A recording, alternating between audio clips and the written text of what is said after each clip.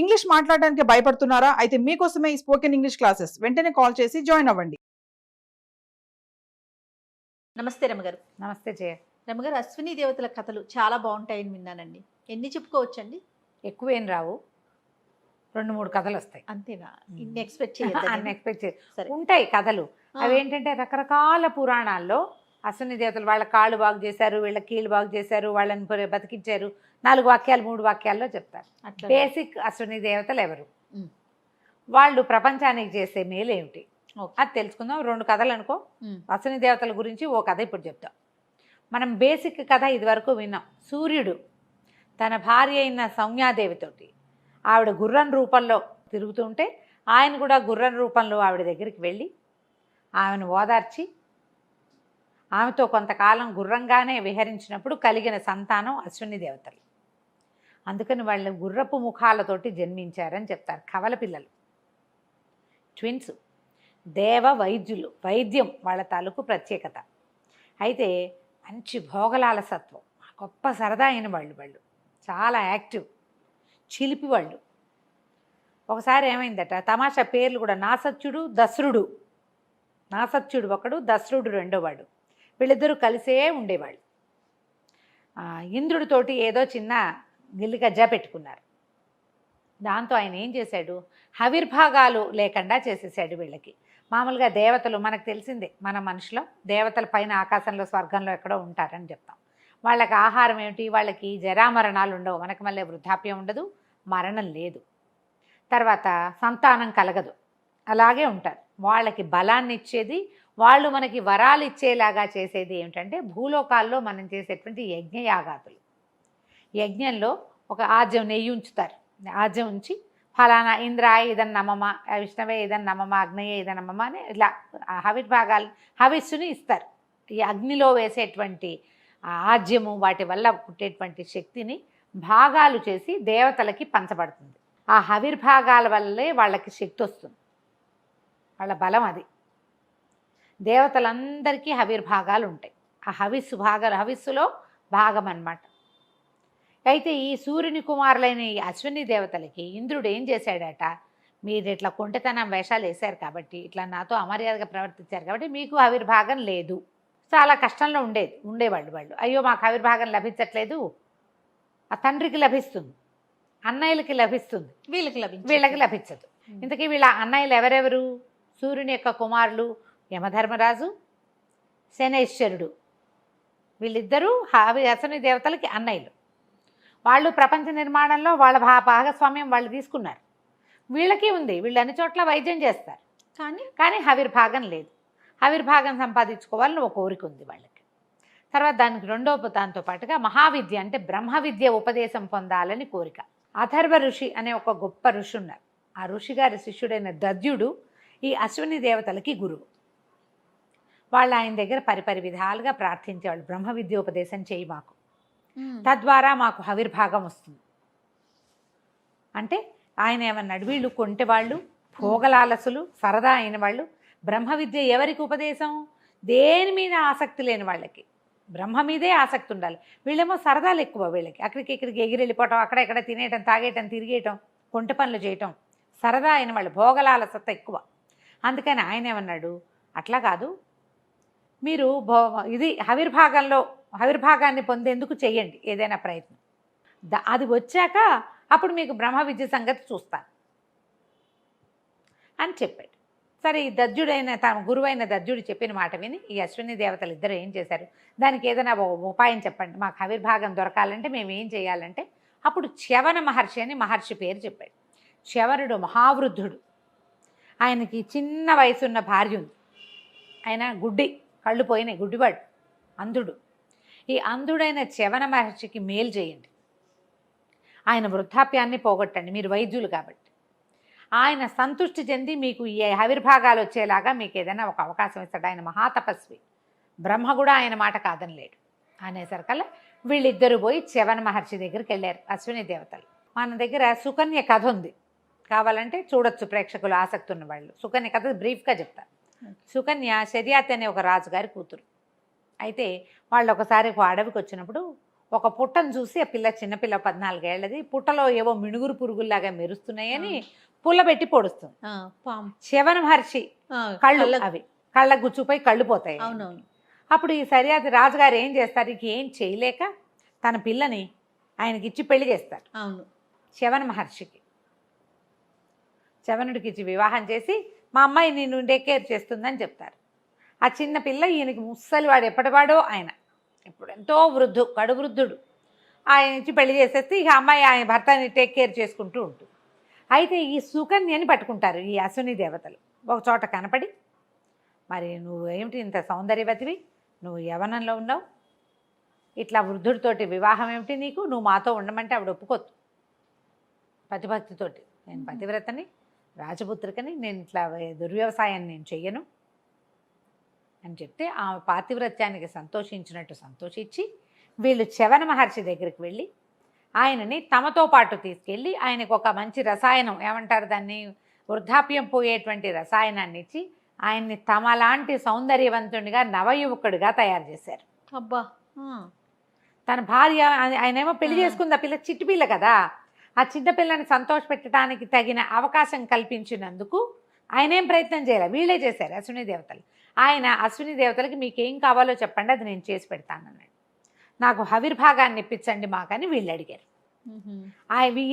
వీళ్ళు చేసిన ఉపకారానికి ప్రత్యుపకారంగా శవన మహర్షి ఒక అద్భుతమైన యజ్ఞం చేసి ఆ యజ్ఞంలో హవిర్భాగాలని అశ్విని దేవతలకు ఇచ్చాడు. అక్కడి నుంచి ప్రతి యజ్ఞంలోనూ హవిర్భాగం అశ్విని దేవతకి దొరికేలాగా చేశాడు. వీళ్ళకు కూడా దొరుకుతుంది. సరే, ఈ మీన్ టైము ఈ సమయంలో ఏమైందట, ఇంద్రుడు ఈ వీళ్ళ గురువు ఉన్నాడు కదా, అశ్వినుల యొక్క గురువు దత్యుడు, ఆయన దగ్గరికి వెళ్ళి బ్రహ్మ విద్యోపదేశం చేయమని అడిగాడు. అడిగేసరికల్లా ఏం చెయ్యాలో తెలియలే ఆయనకి. ఇంద్రుడు భోగలాలసుడే, ఇంద్ర పదవే భోగలాలసత, కాదంటే ఏమంటాడో తెలీదు. బాగా ఆలోచించి సరే కౌపీనధారివిగా నమిత్పాణివిగా ఇట్లా దండం పెట్టుకుని అంజలి వదలకూడదు, నువ్వు వినయంతో వస్తే బ్రహ్మ విద్య ఉపదేశం చేస్తానన్నాడు. సరే ఒప్పుకున్నాడు ఇంద్రుడు. కౌపీనధారిగా వచ్చాడు, చేతులు జోడించుకుని వచ్చాడు. కౌపీనం అంటే మిగిలిన వస్త్రాలు ఆభరణాలు అన్నీ తీసేసి కేవలం గోచి మాత్రమే వచ్చాడు. బ్రహ్మ విద్యోపదేశం అయిన తర్వాత ఈయన ఏం చెప్పాడంటే, నువ్వు ఇతరులను హింసించకూడదు, ఇతరుల మీద నీ తాలూకు ప్రజ్ఞాపాఠవాలు చూపించకూడదు, నువ్వు వినయశీలిగా ఉండాలి అని బోధ. అంటే మనం ఇప్పుడు ఇంత విద్యోపదేశం చేశాక అబ్బాయి దీన్ని ఫలానా చోట వాడు, ఫలానా చోట వాడద్దు అని ఏదో చెప్పాలి కదా గురువుగా. చెప్పేసరికల్లా ఇంద్రుడు తిరగబడిపోయాడు ఆయన మీద. దండం అయితే పెట్టాడు కానీ వినయంతో కాదు అది. పైగా తనడేదో ఆయన తప్పడుతున్నాడు అన్నట్టుగా అర్థమైంది అతనికి. అర్థమై తిరగబడి విద్యోపదేశం చేయమన్నా చేసావు, ఎంత పట్టుకుండాలో అంత పట్టుకుంటూ, నేను ఎలా ఉండాలో నువ్వు నాకు తీర్పులు చెప్పకు, నేను చేయనట్ల. పైగా ఇప్పుడు నాకు విద్యోపదేశం చేసావు బ్రహ్మ విద్య, ఇంకొకడికి ఎవరికి ఉపదేశం చేసినా నీ తల ముక్కలు చేస్తాను, తల తరిగేస్తానని చెప్పాడు. తల నరికేస్తాను, నీది ముక్కలుగా నరుకుతాను నీ తలని, నువ్వు ఇంకొకడికి బ్రహ్మోపదేశం చేయటానికి వీల్లేదు అని చెప్పి వెళ్ళిపోయాడు. ఈ దద్యుడు ఏం చేస్తాడు, మాట్లాడకుండా ఊరుకున్నాడు. సరే ఇక బ్రహ్మవాడు ఇంద్రుడు ఇక మనం చేసేది ఏమీ లేదని. ఈ ఇంద్రుడు వెళ్ళిపోయిన కొంతకాలానికి హవిర్భాగాలు పొందిన అశ్విని దేవతలు ఇద్దరూ ఆ హవిర్భాగాలు పొంది ఆ యజ్ఞంలో కూర్చుని ఉండేసరికల్లా మెల్లిగా వాళ్ళకి ఆ భోగపరాయణత్వం తగ్గిపోయింది. ప్రపంచానికి మేలు చేయాలనే ఉద్దేశం ప్రబలింది, ఎక్కువైంది. అంతకుముందు వాళ్ళలో ఉన్న కుంటితనం అవన్నీ పోయినాయి. అదే పోయి ఇంకా మనకి ఇది వచ్చింది, ఇక మనకి బ్రహ్మ విద్య రావటమే ఆలస్యం. బ్రహ్మ విద్యోపదేశం చేయమని తమ గురువుని ఆశ్రయించి వెళ్ళారు. వాళ్ళు వెళ్ళటమే కౌపీనధారులుగా వెళ్ళటమే గురువుగారి దగ్గరికి. ఆ విద్యకి ఎలా వెళ్ళాలో అలా వెళ్ళిపోయారు. వెళ్ళేసరికి ఈయన పడ్డాడు ఇరుకులో. ఇప్పుడు ఏం చేయటం? ఇంద్రుడు ఏం చెప్పాడు, ఎవరికి బ్రహ్మ విద్యోపదేశం చేసినా వెంట నరుకుతానన్నాడు. నరికేశాక ఇక నేను చేసేది ఏముంది? అది పైగా ఇంద్రుడికి వీళ్ళ మొహమే గిట్టదు, వీళ్ళకి చేశామంటే అసలు ఒప్పుకోడు.